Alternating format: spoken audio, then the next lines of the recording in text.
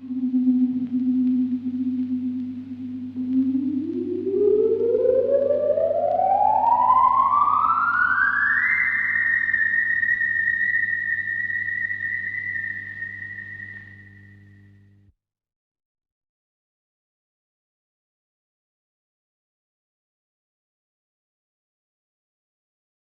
fiction movies and filmmaking. Today we're going to be talking about the Star Wars and Star Trek films and why most of them are so egregiously horrible.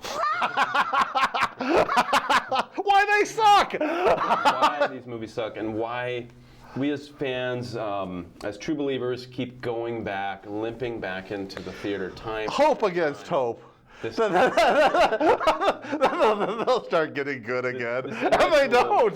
They just keep getting worse, you know? And so, well, what's the best launching point for? Well, you know, I think we should talk about just briefly why, you know, first off, let's say that the original Star Trek TV series was good. Yes. You know, and the first two Star Wars films were also very good. We were talking about earlier how these were almost damned by their own success. They were so victims good. Of their own successes, yeah. Mm-hmm.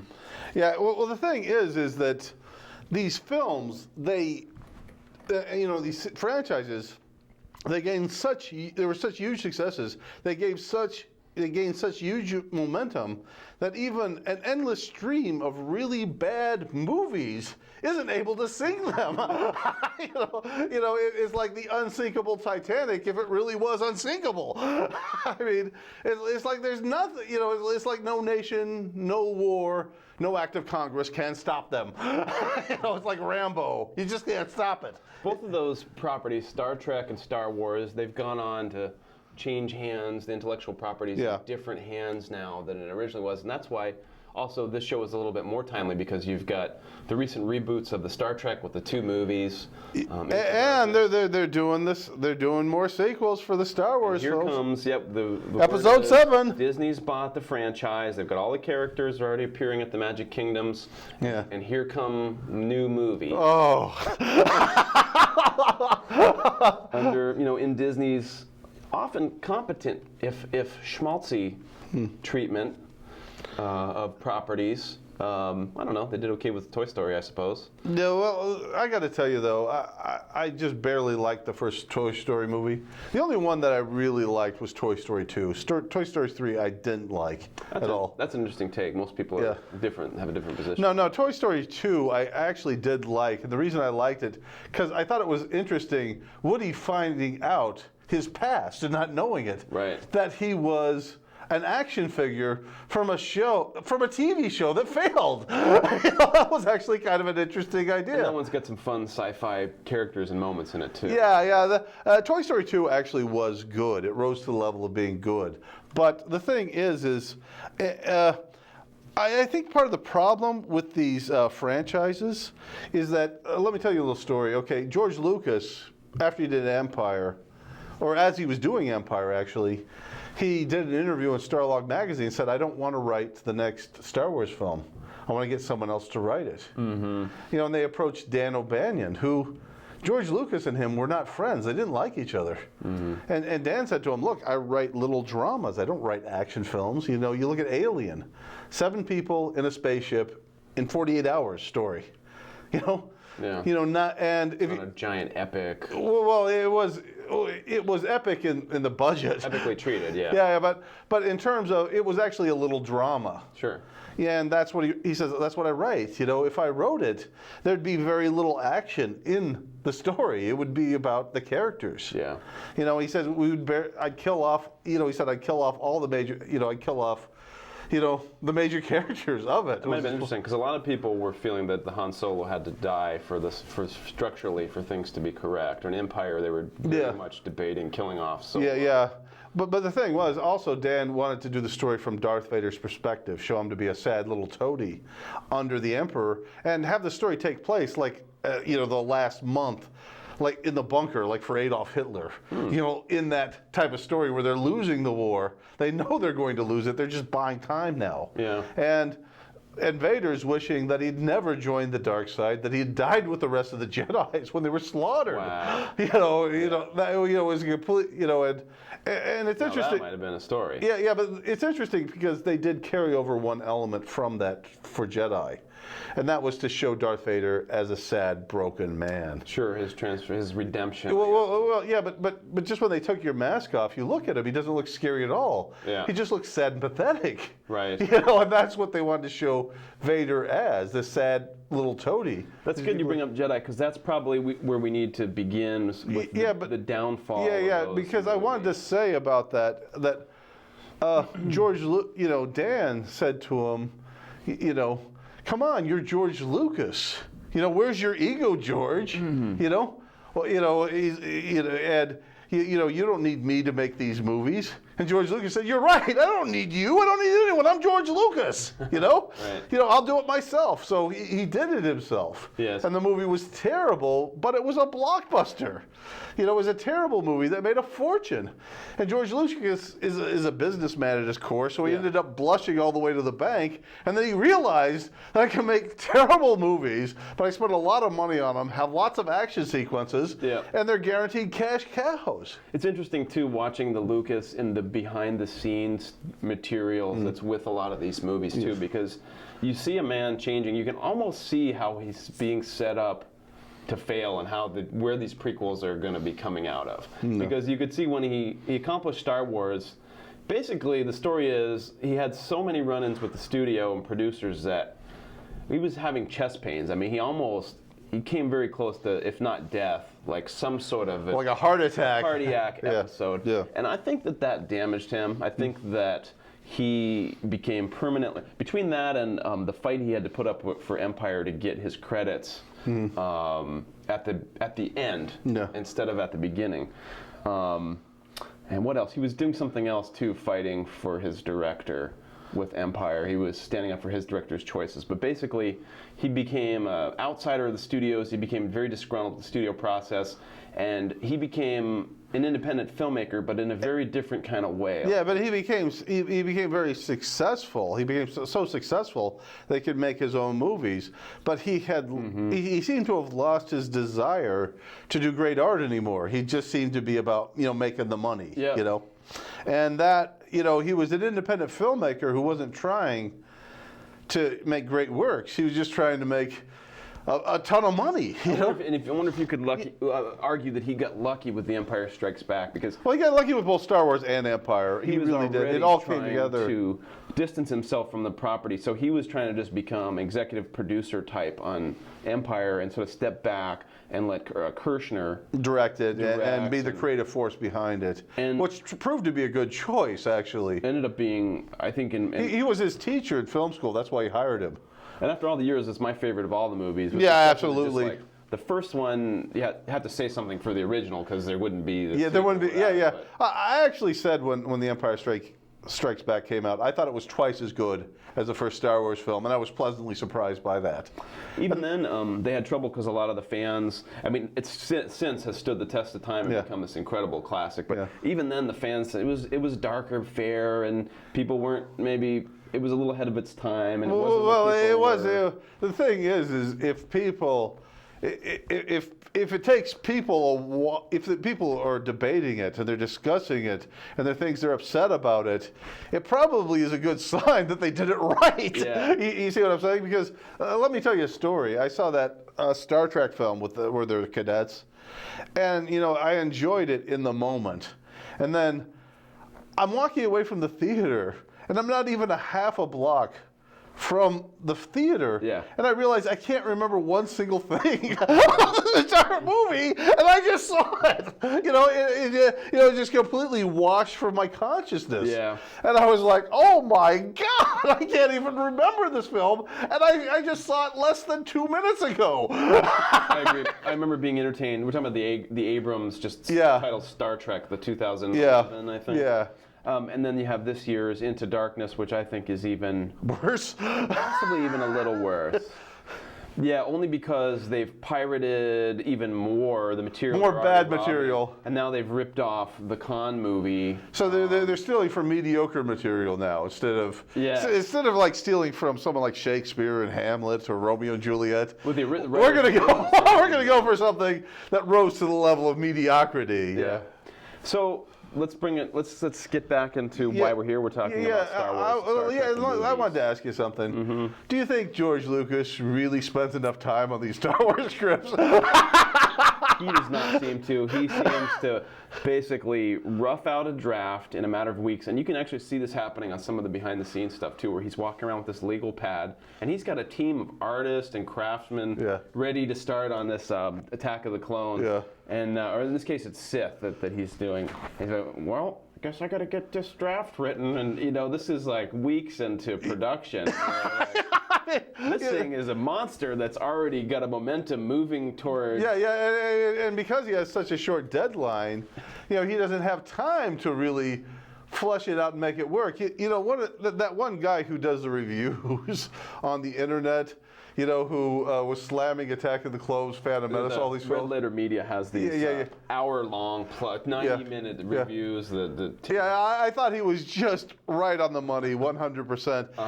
And when he said it, it occurred to me, by having the Jedis, when they're on those shuttles, jumping off of it, and then jumping onto another shuttle, I mean, it's like something out of a cartoon, and you shatter any level of believability for these characters in this story when you do things like that. Right. It turns the movies into cartoons at that point. There was a laundry list of things that were misfires, especially about the prequels. I think. But I think that the downhill slide started with Jedi. If we could just stick on Star Wars for just a moment. Yeah. I think Empire Strikes Back had the franchise in very good shape for a really interesting end of the trilogy. Instead, what we got was just sort of an okay. Like, we got the story, we got the wrap-up we expected with Vader, but the whole thing about the rehashing of the Death Star, it was sort of like a remake of the first one. I thought that was a really cheap trick. And then to add I guess I liked it at the time. And the Ewoks. Think about the Ewoks now. No, I thought that was, as I'm watching this film, I'm like, they had discussed having David Lynch write the script. Yeah. And direct the movie. And I cannot imagine Lynch doing a worse job than what they ended up with. I mean, because Lynch, this guy paints way outside the lines. Yeah. At least it might have been terrible, but at least it would have been an interesting failure. And once again, Lucas, I guess, sets up and begins his sort of repeated theme of some sort of primitive culture with the technology, the level of sticks and stones, is going to manage to, with heart and gumption, they're going to overthrow an empire that's got the resources of thousands of worlds and technology. No, the billions of galaxies. Technology that can defy physics, but during that battle they lost one Ewok. Yeah, but they lost every stormtrooper they had. I mean, it was just it was a cartoon at that point. I mean, if you could beat on their armor with sticks and stones, why would you even have? What would the armor be for, if not for decoration? It looks cool, man. I could accept you could blast through the stormtrooper armor with blasters. Yeah. But not that, so anyway, it took the whole trilogy. Plastic. And it looked very plasticky, and it derailed the whole trilogy into more lightweight fare. Now we're back with kids stuff. I mean, there's no question that he's taken his own marketing and toys seriously, and now it just the whole movie is kids stuff, not just the toys, but the whole thing's now handed over to. Some people have accused that the once they did Jedi, that these films had no passion, no brains, and no balls, and no integrity. Yeah. Would you say that's pretty much accurate? That's true. We waited, 15 years for Phantom Menace. When we heard it was coming out, we were very excited. Of course, people like you and I were quite young when the first trilogy came out, so we were very influenced by these movies and Star Trek stuff. And then, so all these properties had a lot of weight and a lot of added value that we had brought to them. And expectation for something of quality was what created the most pain of all. Well, it's funny because I actually did enjoy The Phantom Menace, and I actually did enjoy, and Andrew Edlin, a friend of mine, actually did enjoy that film, but The main problem with that movie was just Jar Jar Binks. He was just too incredibly annoying, and he was too cartoonish. Yes. And he was also a bizarre choice of kind of like a racist cartoon. Yeah, racist stereotype character. Sort of a step and fetch it. Character. Did Lucas really think no one was familiar with this anymore? Yeah, what this means? Or I think Lucas is just so in the bubble, just so removed from the rest of society with his cushy multi-billionaire life. Yeah. That I don't think I don't think anyone's going to stand up to him at this point. Right. Because if they do, you're fired. Yeah, it just sort of bespeaks the sloppy kind. Because he's probably not a racist, but it's just like to put that in the movie. It's lazy writing. Lazy. Yeah. Just like he's got all the Asian or especially Japanese accents in the first part of Minimus, without it really. The Trade Federation, it's not really explained like why they should sound Japanese and so. Chinese. He stopped trying, is what it feels like. But so we waited for those movies, and then I enjoyed it too. But I kept going back to the theater. And I just kept thinking, something feels wrong. And I just had to keep watching these over and over because I was sure that Star Wars couldn't suck, right? I mean, wrong! and Beep! So by the time the second one came out and I saw that in theater, I was certain that I wasn't mistaken. That make no mistake, these were poorly crafted films, and there was some sort of a cynical mind informing. Oh yeah. Well, let's look back at the original films for a minute here, and looking back at the first Star Wars film, it really was lightweight stuff. This really was Flash Gordon and Buck Rogers done again. I mean, these were not big issue films. It was a lot of fun. Presented in a fresh and fun way. With new technology and new characters, and it all came together and clicked. But Lucas, he stole from material that he knew that worked in both Star Wars and Empire. Yeah. Because if you go through those films, Laurel and Hardy, that's R2-D2, C-3PO. Yes. The Hidden Fortress, that's all the characters from the Hidden Fortress. That's pretty much the same plot from the Hidden Fortress. There are many elements of Herbert's Dune that are in there, and also the hero with 1,000 faces. But it all came together, and it worked. Right. And plus, it was a quantum leap breakthrough in special effects technology. Yeah. And they didn't have enough money to overuse the special effects. But if you analyze the 3-act structure of that one, the first Star Wars, it's really just kind of a decent little movie. It's not a great film, And Empire, there was real issues in that. That was actually the Bhagavad Gita to some extent. I actually would list The Empire Strikes Back as great drama. Something I wouldn't Luke Skywalker is Arjuna, and Yoda is Lord Krishna. Yeah. And basically, he's saying, in the Bhagavad Gita, Arjuna is struggling with his choices because he doesn't have any good choices. Yeah. And Luke is struggling the same thing. Wait, should I risk? Go to war. Should I? No. He's already decided to go to war, but where is he best served by fighting? Yeah. That is the issue here. Am I best served by going to rescue my friends? You see, in a strange sense, Luke has underestimated his own importance. He doesn't realize how important he is to this rebellion and its ultimate success. And he's like, I can rescue my friends and return for training. He thinks he could have it both ways. Yeah. And Yoda, who's Krishna, says, no, you can't. You can't have your cake and eat it too. Yeah. You will probably fail if you do that. And in the end, Luke doesn't rescue anyone. No. They end up rescuing him. They would have escaped anyway with Lando's help. Turns out later that Vader may be torturing Solo to sort of attract Luke's force power. To know that his friend is being hurt in order to come and rescue him. Because he didn't ask Han any questions. Right. He already knows everything that's important to him. Yeah. I just need to bait Luke in so I can grab him. Right. But the thing is there were real issues at the core of that story. It actually does rise to the level of great drama. Yeah. Whereas Star Wars is really kind of a lightweight, fun little film, but it's fun enough. It's got enough energy, to where you love it, particularly at the end where the rebels win and you're cheering, you're going, yay, rebels! They were good. I mean, they were really good, and they were fun. They were a huge amount of fun, and you felt good about yourself. And the thing was the country didn't feel good about itself anymore after the Vietnam War, after the Watergate scandal. Yeah. It's the bad guys keep winning. So it's just like the good guys win, and they win in a big way. With the Big Bang. The Big Bang blowing up the Death Star, the evil, bureaucratic, oppressive symbol. Right. And the thing is I remember feeling high as a kite, walking out of the first Star Wars film. I loved that movie. Yeah. I absolutely loved it. And The Empire Strikes Back, I loved it even more. And it ran, and so did people loved it in theaters for 10 years or something. It kept running. Yeah, people still love it, But the thing is once George Lucas made a terrible Star Wars movie, and it was still a blockbuster. Yeah. He realized, hey, I could just do this time and time again. Lots of action. A cynical sort of instinct kicked in. Yeah. I could just make lots of money. It doesn't matter, And that's what happened. He seems to be almost,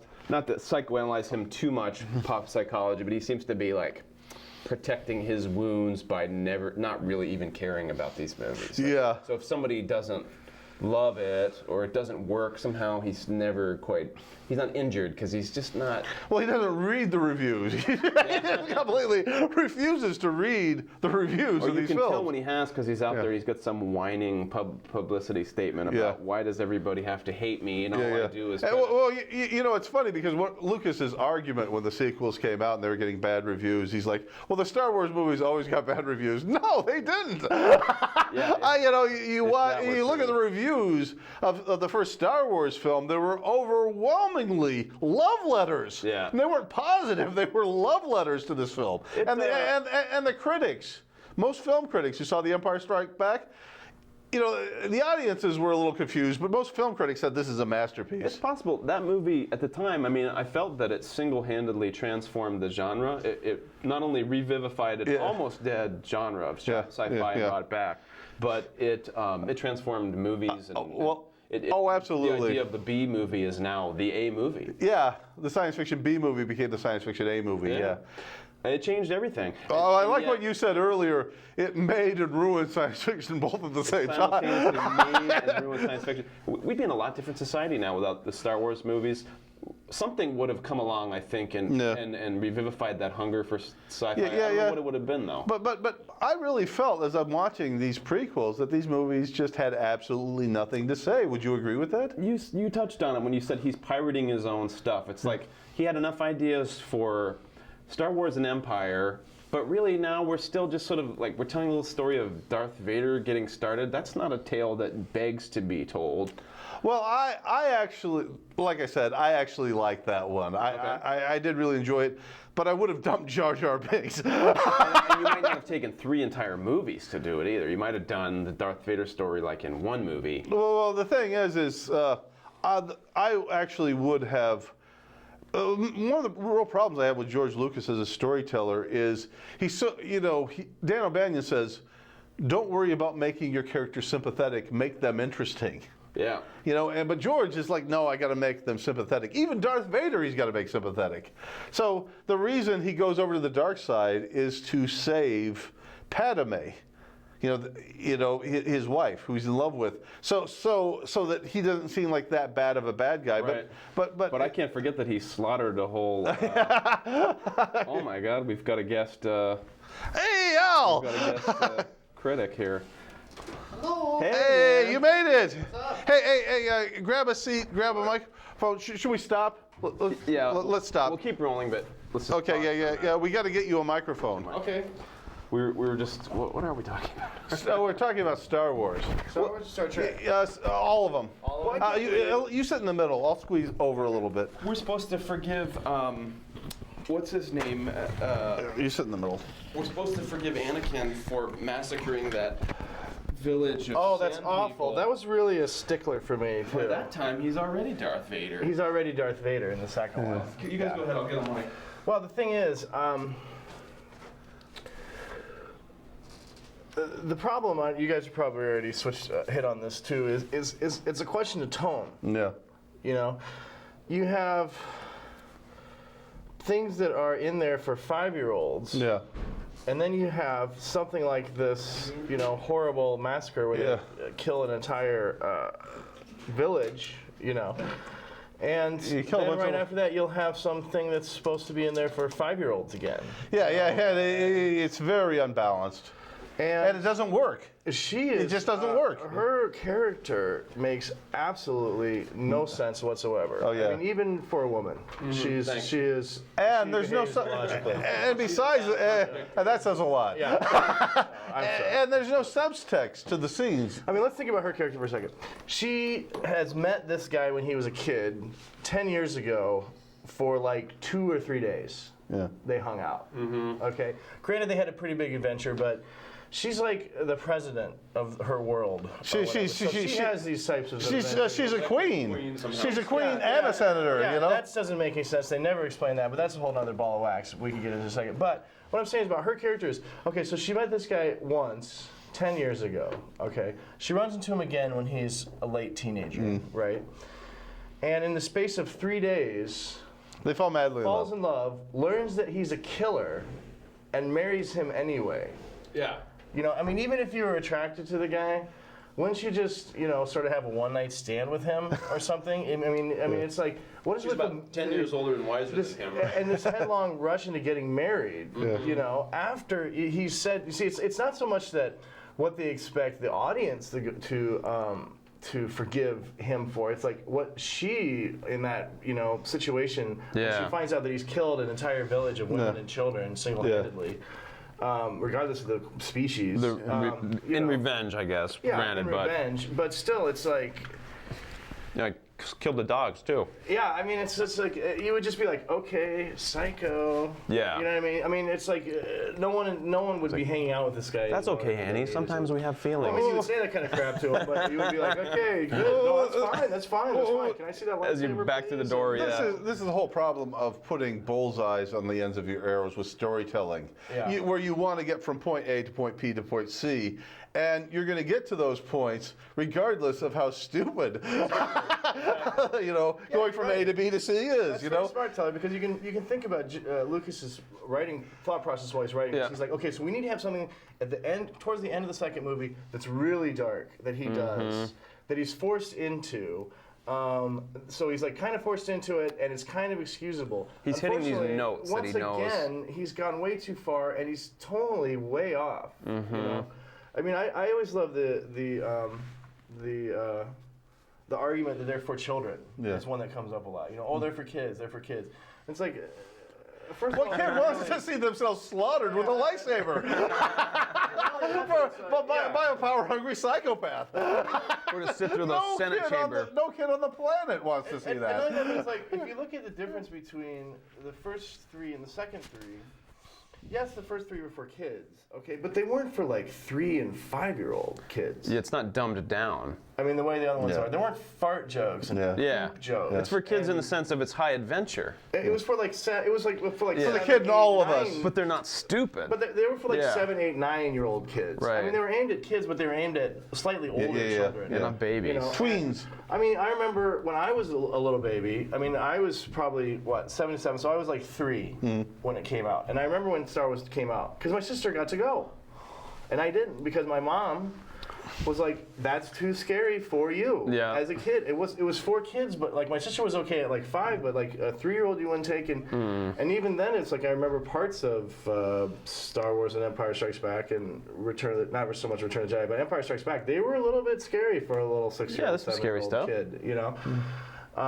And so it's like, they were for kids, but they were for older kids, and if younger kids went, there was parts that were going to be scary for the younger kids. None of that exists. Right. Because, I mean, if it does exist, it's in the 3rd movie, and then that stuff is so off the charts in the other direction that it's totally without context that a kid would really get even what's happening. You know what I mean? Stuff like wiping out a whole village and stuff like that. I mean, they might sort of understand that on a certain level, but nothing like that happens. So you've got Howdy Doody crossed with, Platoon. And it doesn't mix. Nothing mixes. Nothing mixes. The result is it all just falls over on the floor. Yeah, you just kind of starts to wash over you and you just stop. Well, I think, I was thinking about this problem when I was thinking about doing this show. And why have these movies gotten so bad? I'm not just talking about Star Wars and Star Trek, but across the board. And I realized, okay, Hollywood is a rat race to get to the finish line, to be a studio executive. Yeah. So the fastest rat is going to run the studio. Exactly. And the qualities you need to rise to power are not necessarily the same qualities you need to be a great storyteller. No, exactly. And what's so funny is that so many of the stories that come out of Hollywood are geared at sort of deifying that go-getter, late 20s, white, rich guy who's the moneymaker, it's just like they. What was I watching? We were watching that. What did we watch? Pacific Rim the other day. We watched Pacific Rim. Josh and I went to saw Pacific Rim in the theaters, and they have a scene where there's a little Chinese. Is she Chinese or Japanese? I think she's Japanese. Yeah. A little Japanese girl is kind of getting chased by one of these huge monsters through the streets. It's pretty cool. But she runs behind this dumpster and she's sitting there crying, and I was like, when is the last time that much screen time? And we're talking 5 minutes. Yeah, it was dedicated to a scene like that. It was dedicated to a young Japanese girl Yeah. in American cinema. Oh yeah. You know what I mean? And it was just like, doesn't happen. Yeah. Don't see them. Yeah. You don't see them. You see them in the backgrounds. You see them as secretaries and stuff. But the lead character is always like a white 20-something. Yeah. And it's because who runs the Well, studio? they had that too, but Yeah, they had that too, but it's like, even that was just weird. It just got me thinking. I mean, yeah. But it that worked, movie right? commits all those sins It worked, as well. didn't it? Oh yeah, it worked great. It was a sweet part. It was one of the more compelling parts of the film, frankly, because you really were actually. and I always cared use about holding it up as an example of, even though it knows it's sort of a big, loud, maybe even a little bit dumb movie, it doesn't cut corners on trying to make you. They really have those scenes in there where you're trying to make you care about the characters, and they're really trying to make you invested in. They did. They It doesn't always work. It was. but- I mean, the problems with that movie were not ones. They were not the same types of problems that you see in the Phantom Menace and stuff like that. Where there's, I mean, and part of this is like, so I mean, like I was gonna say, so you have that thing where it's like all of the characters end up looking like the guys who make the movies. Yeah. Which is understandable to a certain extent, but with Lucas's case, he's made these movies and he's been so rich for so long. Yeah, he's in the bubble. He's isolated. That he doesn't understand how He's out of touch. He doesn't ever hear normal dialogue anymore. All he hears is a bunch of sycophants and yes men, agreeing with his every word, Yeah. whatever he's and falling over themselves to do whatever he wants. He's been surrounded by people like that for 20 years. Yeah. I mean, it's what I call Elvis crazy. Yeah. They all go Elvis crazy. Michael Jackson, all of the ones that get big like that. They always go Elvis crazy. George Bush, Yeah. When Elvis. So when he crazy. finally dribbles out that first draft of, let's say, Attack of the Clones, and he's got an army of craftspeople waiting, Right. they pretty much, no one's going to challenge him on, like, George, this just doesn't make any sense. I mean, right. Who's this gonna be doesn't that even. guy? Yeah. Who's gonna be that guy? Who is going to do it? Because think about it, if you work for Lucasfilm, are you going to be the guy who's like... Not if I want to keep my job, right? when you're saying you've got 10 of those rats clawing at your back that want your Thousands of rats. assistant, Thousands of rats. and they want your assistant to the regional manager, His job. whatever title that you have. Yeah. And so Are if you you're going to the say guy- no to him? Yeah, if you're the guy, you're not going to be like, dude, what is this with no? George, this is garbage. It's Come on, garbage. back to the drawing board. No, it's brilliant, George. We love you. or the only thing interesting about it are those things you've pulled out of the two movies that were great, and you've Right. taken those elements and sprinkled them back in a way that does not make sense And at it's all. almost just like, it becomes this like, where's Waldo exercise. Oh, Boba Fett. Oh, asteroids. Yeah. Oh, hyperdrive. Yeah, why You know didn't what we I mean? have But the that's why where didn't we have the joy- young Han Solo, you know? Oh God. But you could see his thought process trying to pander to everybody too. So he's like, he wants a princess, right? So let's have a queen where we can have really neat wardrobe changes. But then somebody says, well, George, would that be supporting a monarchy? I mean, aren't the rebels, Right. And so he's like, oh, okay, well, that's fine. We'll just make her elected. let's make her an elected queen, and then What? suddenly like things start to just unravel in a way you that guys doesn't make discuss any that- hit sense that at one? all. Yeah, a little bit. What the hell? I mean, seriously. I mean, it's like, okay, so let me get this She's straight. a queen and she's an elected Let me get this senator. straight. Let me get this And she's an elected queen too. You have a world Youngest yet. where you elect queens, Teenagers. teenagers, to run your world. That's what we need. Give these people supreme power. We need a teenage girl in charge of the entire world. 'Cause that would work. That would work. Yeah, I don't think so. Have you ever dealt with teenage girls? Yes, I have. Let's let that 12-year-old see. What does she think? Yeah, okay. I mean, I'm not saying I'm not being sexist. You here. said I could have the best Star Cruiser. Yeah, or a 12-year-old boy. Let's let that 12-year-old boy make all our decisions for the entire globe. You know? So at least he gets rid of that problem by somehow she's no longer a queen, and the second one now she's a senator. Now she's a senator. Oh my God, that's just so bad. Wasn't queen but then they have another queen in the second one that's also a teenage girl. Another teenage young girl. woman has been elected. You know? Or like maybe in the 20 at the latest. I wanted to say something also. What is this government? Yeah. I wanted to say something also. I was watching Revenge of the Sith, and they had the girl from Well Rider in the film. Okay. You know, and she's like one of Queen Amidala's relatives. And there's that scene where Queen Amidala is dead and she's walking behind her. And the girl looks like she's about to break out into tears, but just holding back, on the verge of it. Okay. You know, and I was, it's interesting because I almost felt like I was going to cry during that scene. I was actually, and all of a sudden I realized that this is the only scene in the entire movie I'm moved by, by her performance. You see what I'm saying? And, I was more moved by those 3 seconds of her in there than I was way more than by the entire movie what that combined. Was? He was that was what the last remnant of, there was a subplot where the threads of the Rebel Alliance are starting to form, and there's talks between Padme, that woman that you're talking about, the Whale Rider, and then the young Mon Mothma, the red-haired woman. Okay. They were going to have these scenes where the Rebel Alliance, and they were giving Portman stuff to do in the movie more than just be pregnant and be distressed. Be pregnant, look out the window. She was actually, and her parents become quite instrumental in the Rebel Alliance on the planet Alderaan. You might remember a little planet that got blew up in the first movie. But all that is thrown out by Lucas as being boring. Well, I mean, at the same time, it's like that's the kind of information we need. Yeah. But then it gets back to like the real heart of this is that does this story even need to be told? Yeah. Because that is boring. No. I mean, it would be interesting to us. Yeah. But only as like the way we read like the Similarian or hungry for more. Or just like reading like an encyclopedia of Tolkien just to find out like all the little guys. Yeah. To people like us, we would eat it up. That's fine. Yeah, but that's not a story. It's not a story. Is my point. If you remember that the last movie Bruce Lee did, Enter the Dragon. Okay. And I saw the original edit of it, which was much better than what came along later. But they cut out the entire scene between him and his teacher talking about the use of force and when it's justifiable.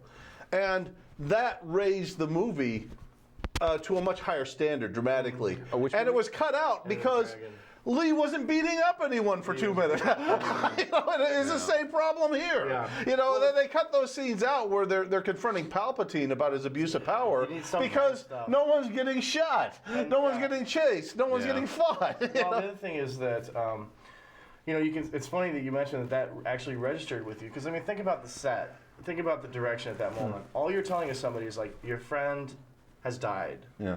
Okay, and you're at the funeral. That's an emotion that an actor could grab, understand, go away, come back with a performance, bring you a performance. And that's something that read for you, okay?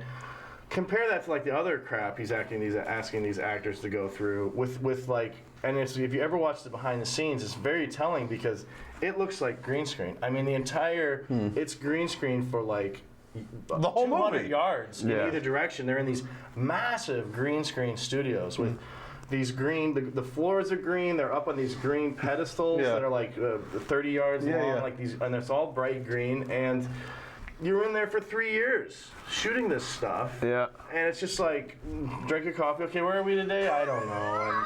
And, what planet are we on? Where's my money? It's like, and then after the first one sucks, you could tell those actors came back and they were just not enthusiastic about contract. Yeah. So crappy. Got 2 more movies. And especially her. She was just. I think she was really in pain. Mad. I think that she was watching. She was at the time 18, 19. She was watching her career go down the toilet. She was, in her mind, she was sitting there being like. I think it reads that. God, just do it and be what over. A mistake. I can't wait till this is over. Yeah, exactly like you're Just saying. do it and be over with it. Just do it and be over with it, you know.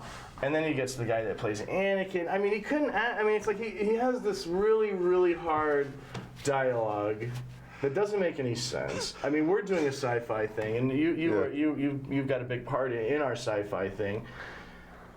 It's very hard because it's like this technobabble that you have to write and put in a science fiction movie. It's very hard for actors when they're sitting there in front of the cameras and the lights. Particularly in a green screen. That's what I'm saying. And then you add on to that this thing where you're putting them in this environment where they have absolutely no kind of toehold to grab onto, and they're struggling. They're just struggling, and they don't have somebody out there. See, it's like in the first movies, I think they had the advantage of the physical sets. Yeah. Yeah.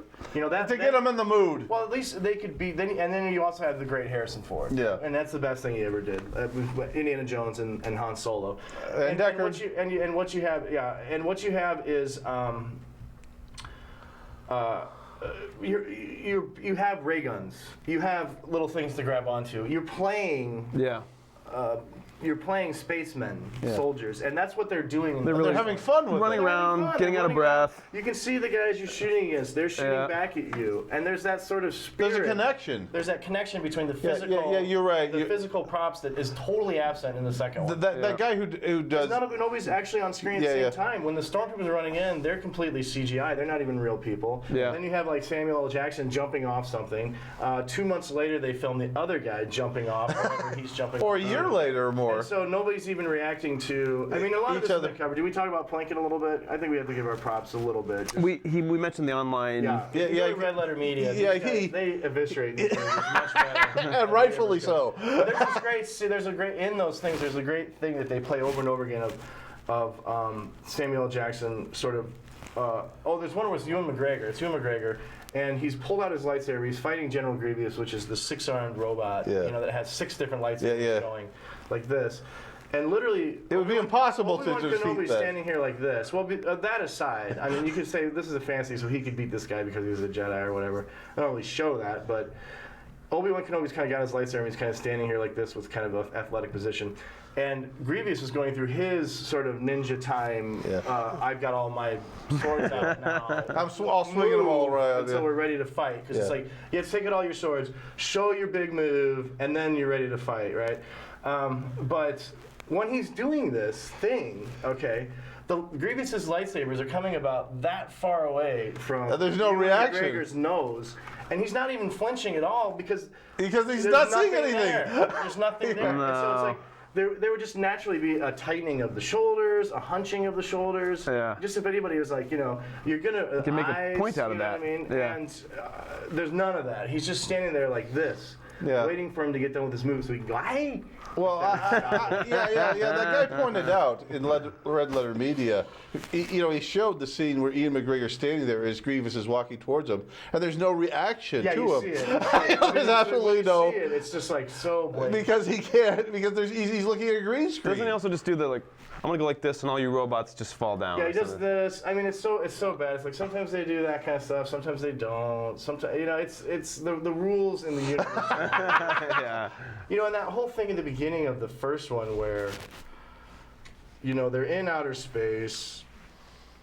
The ship. They're in outer space. They're trying to save the Emperor from Grievous in that huge spaceship.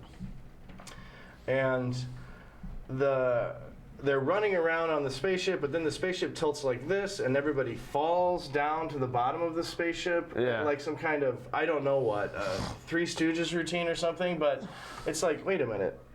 That doesn't have any internal logic. Either the gravity would work on this ship or it wouldn't. Yeah. You know what I mean? It's like just by getting tilted. You would either be stick to the floor, and if you went like this because you're in outer space, you would still be stuck to the floor. Yeah. I mean, that's why you would have some kind of artificial gravity system in your ships. You wouldn't be oriented however they were, or else, on Star Trek they'd be bouncing. Yeah, if we start being logical on these things, there are holes all over the place. Either that would work or it wouldn't.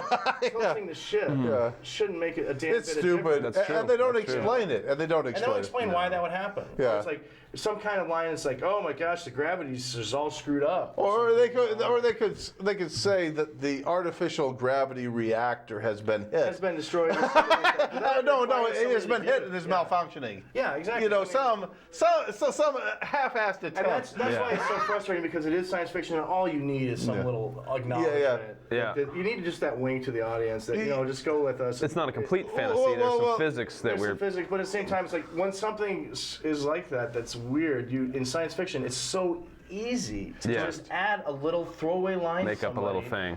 And then it's just explain it away, and then the audience can totally suspend the disbelief and go with the story. In Alien, there's none of that in all these movies. There's none of that, and they need so many of those little moments where they just give some kind of little clue or throw help. us a bone here, of some type. Well, like in Alien, when the Nostromo's going up, and as they get into outer space, Ripley says, "Engage artificial gravity."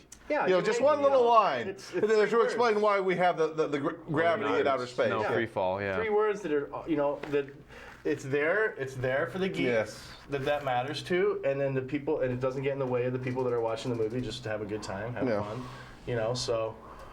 But they, the thing was, have we talked about this one yet? Yeah. What is that? The movies, Star Trek movies? Let's start at Star Trek. Get into Star Trek. Yeah, because they suffered from some of the same issues. Yeah, but I think it has the same problem as Star Wars. These were lightweight stories that were fun. So we're talking about the reboots now. Yeah. And once we start replicating them over and over again, we start to see how light these stories really were. Yeah, they were lightweight. I mean, and I was saying this to you, Josh. So we have the first Star Trek, right? The reboot. Yes. Star Trek 2009. Yeah. Okay. They spent 2.5 hours of that movie explaining how they could now do new stories, explaining how they didn't have to. They weren't stuck with what happened. They were before. no longer beholden to the old Star Trek. Yeah. You know what I mean? So they were on a new timeline, and parallel universe. We had to sit through 2.5 hours of this setup in order to get there, and be like, okay, now going forward, we can have all these brand new Star Trek adventures. Yeah. So what is the second thing they do? A rehash of Wrath of Khan. Which makes no sense. Why is Khan even in there? I mean, it's like you can now do anything you want, Star Trek. Oh, we just want to do the second one again. It's like, what? Why did you waste 2.5 hours explaining that? Rebooting it. Just make it a remake then. Just make it a plain old remake. You know what I mean? Yeah. And just be like, just don't even pretend that anything's going on. Just make it a remake. So we're remaking all the tracks, starting with 1. 2 is Spock's gonna get killed. 3. Yeah, they're still they're rehashing mediocre material. They're not even going for great material. The movies were not. The movies were what they were, but they weren't as good as the show. Yeah, but I'm saying Star Trek 2 was a mediocre story idea. It was a mediocre film. It wasn't a great it's film. The best of the films. I don't know. I disagree. I think it's a pretty good movie. I think it's a good movie, and especially watching it again. Seeing it. I mean, you could say like that for Star Trek 3, certainly. Yeah. I mean, there are crappy Sar Trek movies. I like 3, Star Trek 4.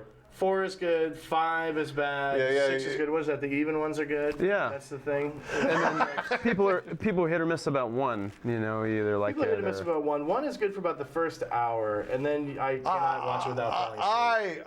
I think it's a great cure for it. I like what one person said about Star Trek: The Motion Picture. If you want to see Star Trek: The Motion Picture, you'd better bring a pillow. Yeah. Exactly. It seems very misguided. They're trying to be 2001. They're trying to be 2001 is what it was. It was Roddenberry's really kind of hubris, if that's the way you say that. Hubris. Sort of like, we're coming back bigger than ever. We're going to show. And I think at that point, you got to think, you had almost 10 years of this fan movement that was lionizing. Is that right? Or sure. Aggrandizing the show. Yeah. As the pinnacle of science fiction. You had a void in science fiction. Then Star Wars comes out, and everybody's kind of like, oh boy, okay, we got to rush. We can get Star Trek: The Motion Picture out, so you get the funding immediately.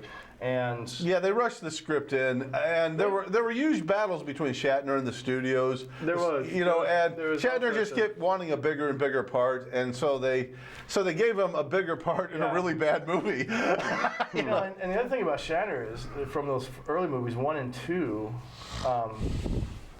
He was hitting 50 at the time, and so I don't think it's any secret that the guy's maybe not the most gracious guy to work with. Yeah. From the stories that come out. Yeah. Although he's always been, from what I understand, great grace with the public. Yeah. You know, but He rubs his fellow actors the wrong way. but he was not happy with the younger characters. The fact that there was going to be younger guys, Yeah. and they're sort of like Decker, and is that his name? Yeah, I think so. Deckard.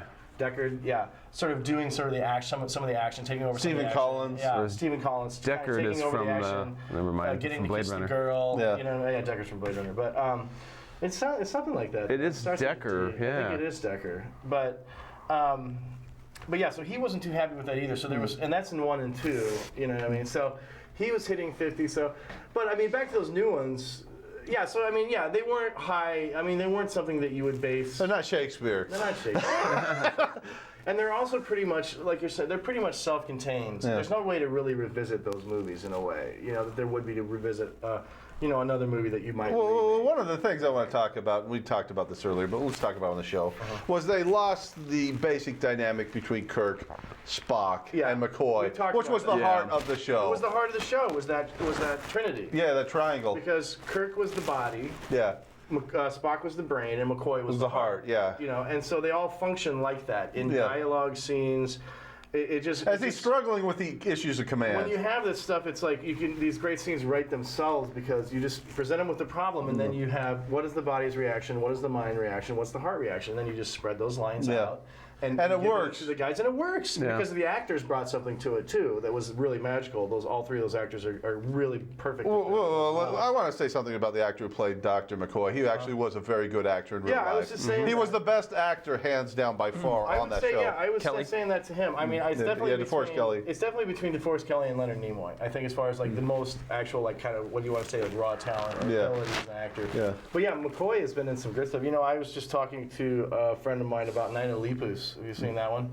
The giant. I've heard of it. The giant killer rabbit movie starring. There's a good one for the folks at home. Night of Lepus stars Oh, McCoy yeah. as a DeForest Kelly. Yeah. DeForest Kelly as a desert vet. It's always a desert vet. You know, same in Kingdom of the Spiders with Yeah. Shatner.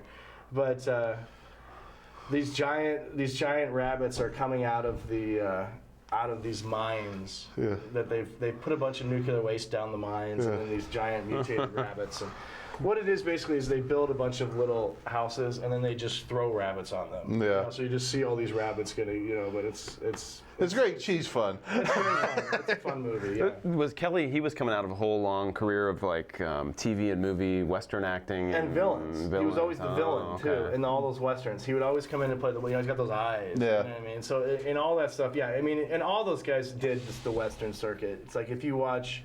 Encore has a Western channel where they show like in a row, you know, all those old Western, you know, Have Gun Will Travel, Gunsmoke, and Bonanza, and what's the other one, Lawman. Yeah. And they show all those, and you just see all these The guest stars. black and white, young Nimoy, young Yeah, Shatner, you know what I mean? I'd like to actually spend a moment to condemn the audience. I think we should condemn the audience. I think we should condemn condemned. them for keeping Condemn or commend? No, condemn. Condemn. Okay, we need to I just wanna condemn clarify. them because this is a market-driven economy. They keep going to see these bad movies, and they keep making profits, and they're like, "There's no need for us to make something better." I mean, I just want to say, you know, They need to stop watching these films. We went out and watched Pacific Rim. Derivative, yes, but the heart was up there on the screen. He was obviously trying to do something. He knows there's a structure to a good film. It's called the 3-act structure. Right, You the pretty much 3-act are going to structure. stick with that Yeah, every right. time it works. Yeah. But I was just gonna say, you know, so this is, and they spent how many years? $200 million on it, and you know, thousands of people working on it. And the #1 movie was Grown Ups 2, with Adam Sandler. Yeah. Which is a sequel to Grown Ups 1. Interesting. Which came out, Yeah. you know, 2 years ago. And so like what you're saying, it's like, why would they bother when they can just put a huge steaming pile of dung out there and people just Hey, eat it well, up you know. like a chocolate Yeah, ice cream? yeah. You know what I mean? You are condemned. Anyone who saw Grown Ups 2, you're part of the problem. Okay? I'm just sorry, I just have to say that, okay? If you went out and spent money We on gotta it, demand which a little millions more, and don't millions we? of people did this past weekend. You know, they were totally fine. I think I read in the paper that the first joke of the movie is an elk breaks into his room and pisses on his face. So That's where we're at. So it's on the Jackass level, basically. Yeah, I mean, it's just not even. I mean, it's just like it's Jackass. It's Jackass at this point. What is that? Idiocracy. Yeah. Ow my balls. Yeah. The television show. Is just people getting kicked in the balls. No plot. Just hours and hours. Of that. We're there. We're there. I mean, we're in Idiocracy. Or people getting peed on. You know, I mean, it's like that's the joke. It's like you don't, no setup, no kind of gag. No character development or character growth. You compare that with something like Red Dwarf that we're big fans of. You know? And it's like all of the humor is character driven. It doesn't. It's so dense that it doesn't even make sense if you're coming to it from the outside because you have to understand the characters before you can even get the humor. Same with You know what I mean? Trek used to be. Same way Trek used to be. Yeah. Like you know. McCoy would say something to Bones, Bones would say something to Spock, and Spock's eyebrow would twitch, and that would be all you'd need. That would be the joke. Yeah. I mean, very subtle, and that would it would be a good joke. This sweetly done. Yeah. But these new movies, they really just. They trade in all of that for the spectacle, for the loud booms. I mean, and at the end of this last one, you had Spock just violently pummeling Khan. That was weird. That actually stood out as being really bizarre. I mean, just like boom, boom, boom, Reservoir Dogs, you know. There was another movie I heard that Superman has got a scene where he's beating someone in the face. Yeah, ending. Screaming like that, in his face and beating him. And it's just like... This is where we're at. You know, it's like, this is where we're at. We're taking. This is a kid's first Superman. Well, not only that, it's like not only the fact that it's 4 kids and it's so dark and depressing, but the fact that Spock, of all of your science fiction, pop culture, Spock is the last guy you want to go in there and just be beating the crap out of somebody. He is the intellectual. He is the guy who is supposed to be totally, you know what I mean? It's like, it's just he's Mr. Logic. He's Mr. Cool. And for it's disingenuous. It's disingenuous. It's disingenuous. Yeah, why bother making him Spock? It's cheap. Yeah, why bother making him Spock if he's going to stop being Spock? He's the non-Spock. Whatever. And not only that, but he didn't have any kind of problems with that, issues with that later. Yeah. It's like Nimoy Spock would have been very disturbed if he would have done. Yeah, by now this character should be ditching the girlfriend and headed off to take the test of total logic or something. Exactly. Yeah, because he's broken like all these laws that the old Spock would have really cared about. Yeah. And they're trying to say it's the same Spock. See, that's the thing. It's like just remake it. Don't try to sit there and act like it's the same one. And then give us the same story for part 2. That's just crazy. Well, I think we also need to condemn the audience a little bit more for and our society as a whole for becoming more dumb as a people. Because it's cool to be dumb in America now. It's the coarsening of American society. You see it across the board. And yeah, you're right. There is a sort of embrace of ignorance, and there is a real anti-intellectual undercurrent that's running right now, and it's actually been.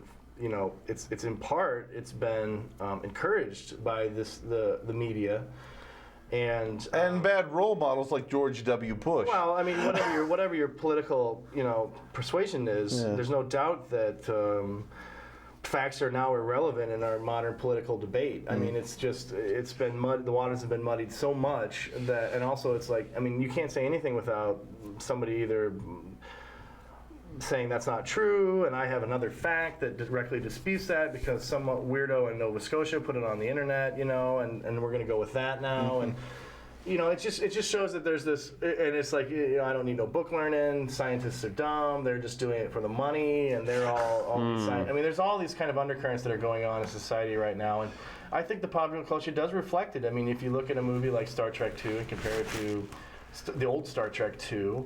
The old Star Trek 2 is much more about people. It's much more about real situations between people, and some of it's cheesy. Some of it is. You're right. It's not a masterpiece. It's probably the best Star Trek movie, but then again, it's but it's not. But at least it's watchable. You could say it suffers from a little bit of at least it rises to the level of being mediocre. Well, the other thing is it has a little schmaltz or something. Yeah, it has some of that, it's not terrible. But it's not brutish either in the way this one is. It's like this new one is. Khan loses basically. Has lost. His arc is done, but then they put in this whole disaster porn sequence where he destroys half of San Francisco, And you just see all these buildings just tumbling and tumbling. Special effects for falling. the sake of special effects. And the movie's already over at this But point. the movie's already been over. I The don't conflict has been understand it. resolved, and now we're just getting another 5 minutes of buildings falling over just for the sake of disaster porn. And it's just like, to me, Why? having watched 9/11 on television, you know, Yeah. and those buildings falling down and stuff like that, it's like these aren't images that are really fun for me anymore. Yeah, I don't need You know what I to mean? see that over and over. Especially because it's like they're so well done. You know what I mean? And there was just no lip service paid to the people that were getting killed or anything like that. I mean, at least in the Pacific Rim, you have some of the same stuff, but it's established that these cities are mostly deserted. You know, nobody, and when you see the buildings, they're empty inside. You know what I'm saying? So he's Yeah. at least paid some attention to that. You know what I mean? It's like, whereas this thing is just like, you know, and Superman was the same way. There was just building after building, tens of thousands of people getting killed, and it doesn't further the plot at all. It's just watching a bunch of people getting killed, and then nobody seems to care. Because There's some they think frat it's boys at the exciting. helm. Yeah, it's these frat boys at the helm, and they don't care either. I mean, so it's like that's what it is, you know. So I don't know. Well, I think part of the problem is also that, you know, science fiction used to be about not predicting the future, but trying to prevent the future. You see what I'm saying? Yeah. And these movies aren't trying to prevent anything or predict anything. They're about nothing. They're about, they're navel they're gazing. special effects vehicles.